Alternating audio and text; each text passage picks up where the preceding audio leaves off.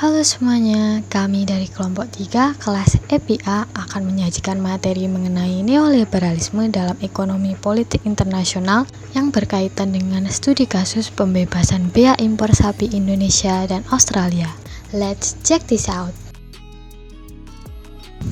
Neoliberalisme atau teori neoliberalisme merupakan perspektif dalam ekonomi politik internasional yang memberikan alternatif sudut pandang lain untuk mewujudkan kebebasan perdagangan yang diiringi dengan pencapaian perdamaian.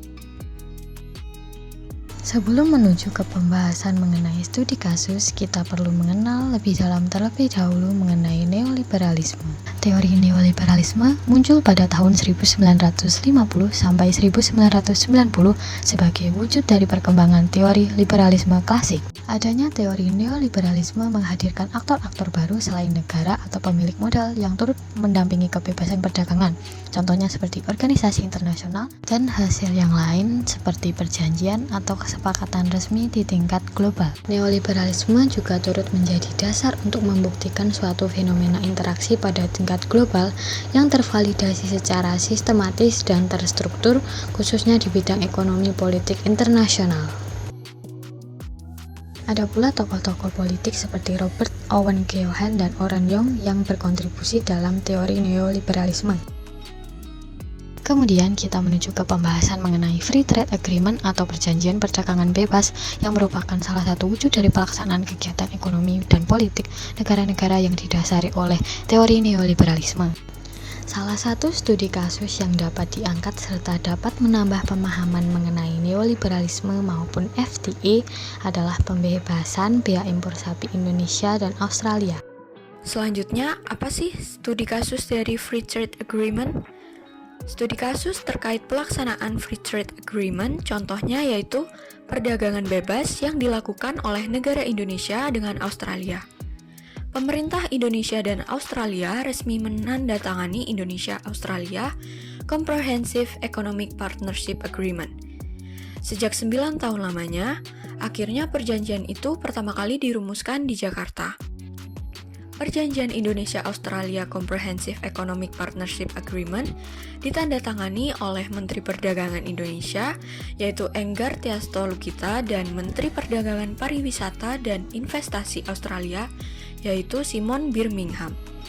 Perjanjian tersebut berisi tentang aturan tarif dagang antar kedua negara.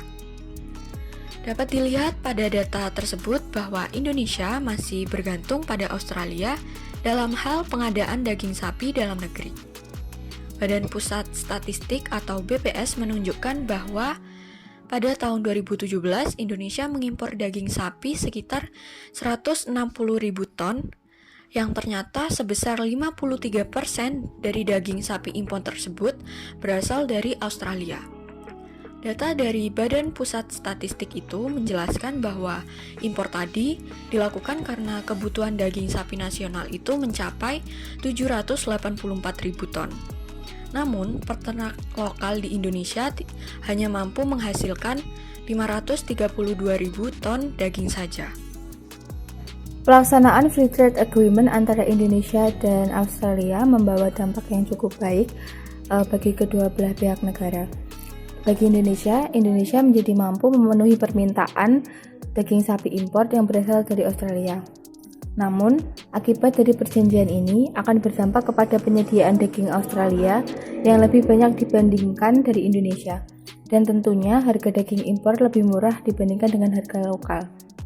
Peternak Indonesia mengkhawatirkan akan kalah saing jika terus-menerus seperti itu, karena hingga sampai saat ini, pemerintah Indonesia belum melakukan langkah yang signifikan untuk mengembangkan peternakan dalam negeri, seperti membantu dalam hal penyediaan pakan sapi ataupun skema kredit murah untuk para peternak. Dalam menghadapi kekhawatiran tersebut, mantan Wakil Presiden Yusuf Kala telah berjanji dan memastikan bahwa perjanjian mengenai perdagangan bebas yang telah dibuat ini akan menguntungkan kedua belah pihak. Seperti yang pertama, Indonesia yang akan mendapatkan fasilitas 100% bebas bea masuk ke Australia, dan secara bertahap Australia juga akan mendapatkan bea masuk ke Indonesia sebesar 94%. Pernyataan tersebut menunjukkan adanya indikasi dari teori neoliberalisme Karena tidak hanya untuk kepentingan ekonomi saja, melainkan kebebasan perdagangan yang nantinya dilakukan oleh individu dari masing-masing negara juga diutamakan. Selain itu, dari perjanjian ini, peternak Indonesia juga dapat saling bertukar pengetahuan dengan Australia terkait dengan bagaimana pembelajaran teknologi peternakan yang baik di Australia.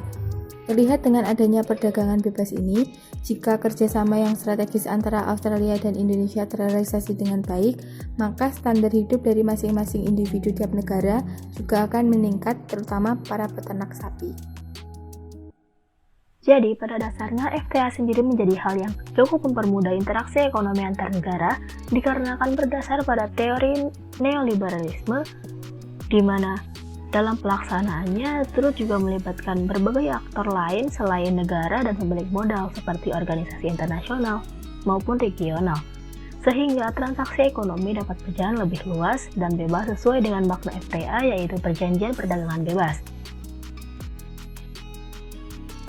Akan tetapi, FTA sendiri tidak selalu menguntungkan berbagai pihak karena masih berpotensi menyebabkan kerugian jika tidak dibarengi dengan kebijakan yang benar, seperti kerjasama yang terjadi antara Indonesia dan Australia mengenai pembebasan biaya impor sapi. Pembebasan biaya impor sapi antara Indonesia dan Australia kemudian menyebabkan stok daging sapi impor yang berasal dari Australia kemudian meningkat pesat dan dikhawatirkan akan membuat para peternak Indonesia justru kalah saing, sehingga diperlukan adanya kebijakan yang membuat perjanjian perdagangan ini menguntungkan bagi kedua belah pihak yang bekerja sama. Meskipun begitu, perjanjian perdagangan antara Indonesia dan Australia ini cukup menguntungkan karena dapat menjadi suatu ladang pertukaran informasi mengenai pengetahuan tentang bagaimana pembelajaran teknologi peternakan yang baik di Australia, sehingga suatu saat nanti para peternak Indonesia dapat mengembangkan teknologinya untuk peternakan sapi sehingga dapat memenuhi konsumsi dalam negeri.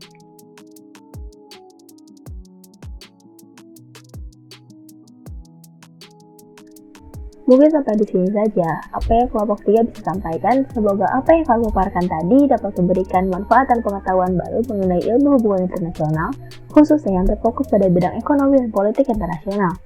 Dan jangan lupa klik tombol subscribe supaya kalian tidak ketinggalan kalau misalkan ada informasi menarik terbaru seputar ilmu ekonomi dan politik internasional. Sekian dari kelompok kami, terima kasih atas perhatiannya, sampai jumpa.